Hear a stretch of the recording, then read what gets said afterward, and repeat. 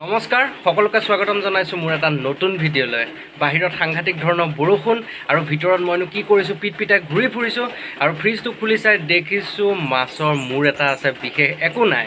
গতিকে ভাবিলোঁ ঘৰৰ কলডিল আছে, কলডিলৰ সৈতে মাছৰ মূৰটো বনাম। একদম তেনেই সাধাৰণ যদিও আপোনালোকৰ মাজত ভিডিঅ'টো শ্বেয়াৰ কৰিবলৈ বিচাৰিছোঁ, তেন্তে আহকচোন ভিডিঅ'টো ষ্টাৰ্ট কৰোঁ। মিহিকৈ কলডিল কাটি লৈছোঁ, ডাঙৰ আকাৰৰ পিঁয়াজ এটা কাটি লৈছোঁ, আলু এটা লৈছোঁ কাটি, নহৰু লৈছোঁ আৰু মূৰ ফাল ভাজিবৰ কাৰণে নিমখ হালধি সানি লৈছোঁ। প্ৰথমে মূৰ দুফাল এয়া ভাজি লৈছোঁ।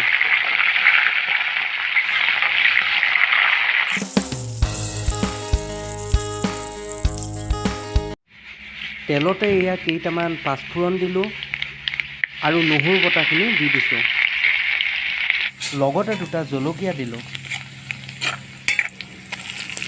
তাতে এতিয়া পিঁয়াজখিনি দি ভালকৈ ভাজিম।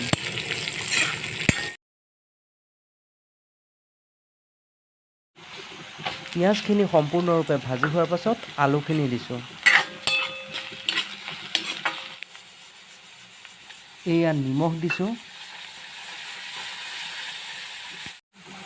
জিৰা গুড়ি দিছোঁ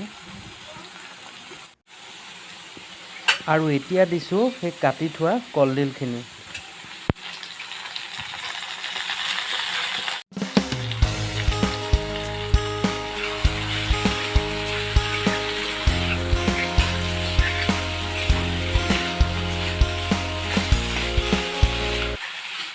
সম্পূৰ্ণৰূপে কলডিলখিনি ভাজি হোৱাৰ পাছত মাছৰ মূৰটো তাতে ভাঙি দিছোঁ।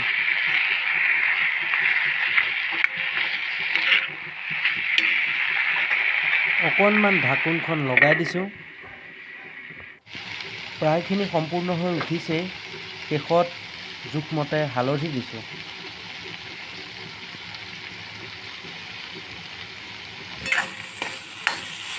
এইয়া সম্পূৰ্ণ হৈ উঠিছে কলডিলৰ লগত মাছৰ মূৰ। ভিডিঅ'টো কেনে পালে জনাব, লাইক কৰিব, শ্বেয়াৰ কৰিব আৰু মৰম চেনেহ আগলৈ দি যাব।